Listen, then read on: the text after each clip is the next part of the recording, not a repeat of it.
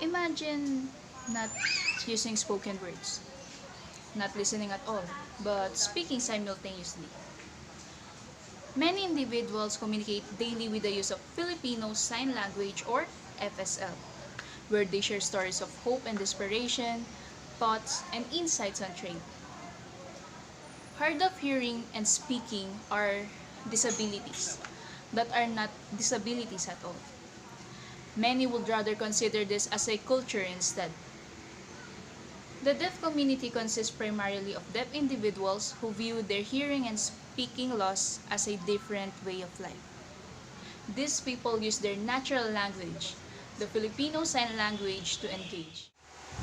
FSL is a manual and visual communication used by deaf individuals and those who are unable to speak in the Philippines. It is a vocabulary of signs and symbols communicated through the use of the hands of a person that is trained in this skill, particularly to those who are unable to speak and hear. But it also includes the person who serve as interpreters for this form of communication. Signing is a beneficial approach to deaf mutes. It makes visual actions to convey messages. Sign language is not only limited to the use of a hands.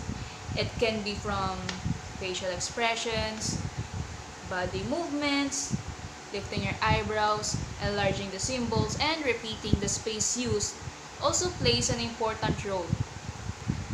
Aside from signing, there are other communication channels available, such as notes, helper's page, lip read, and books with alphabets.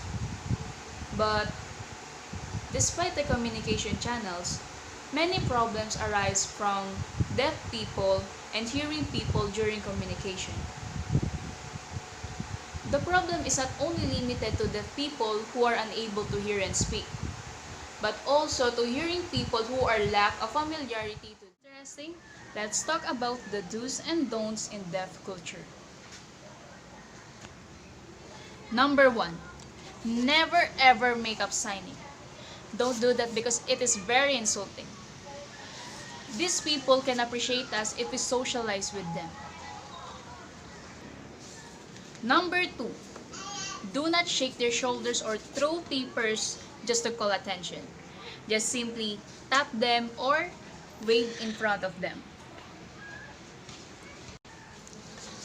Third, stop labeling them as deaf, dumb, or disabled. Respect them because they are just like us, normal. Fourth, don't feel sorry to their condition. They hate it when someone pity on them. Fifth, don't isolate yourself if you feel intimidated.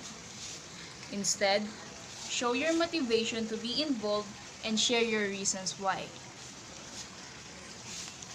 And lastly, don't impede and translate their conversation unless they ask you to do so.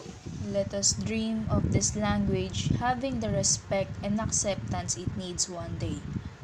People can understand that we should not be changing the language. We should be learning from that minority. Those persons who perceive speech impairment as a disability should think about themselves as disabled by signing.